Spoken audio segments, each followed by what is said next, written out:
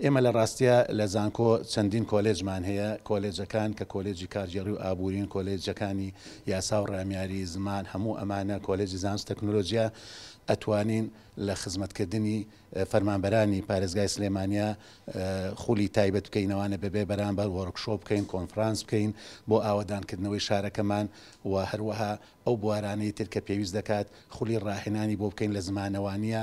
هەموو ئەمانە بە تاکید کاریگەری ئەبێ لەسەر ئاستی و توانای فەرمانبەرانی شارەکەمان وەلایەنی خزمەتی ئابووریشە ئەتوانین ڕاوێژ بەوەک ڕاوێژکار زانکۆی گەشە پێدان بتوانێت ڕاوێژ پێشکەشکا بۆ خزمەتی ئەو کارانە. مێژوویەکی دوور و درێژمان هەیە لەگەڵ ئەم زانکۆیە کە خاوەنی بەڕاستی چاکێکی زۆرە بەسە سلەیمانیەوە و جێدەستی خۆی لە بواری ئەکادیمیە جێ کردوێتەوە.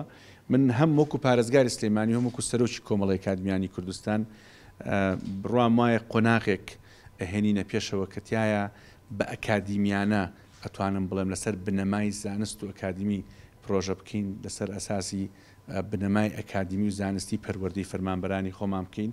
بە دڵنیاییەوە بوونی و جۆرە ڕێککەوتنامەیە هاندان لەبێ بۆ پێشخستنی بواری ئیداری لە سلەیمانی.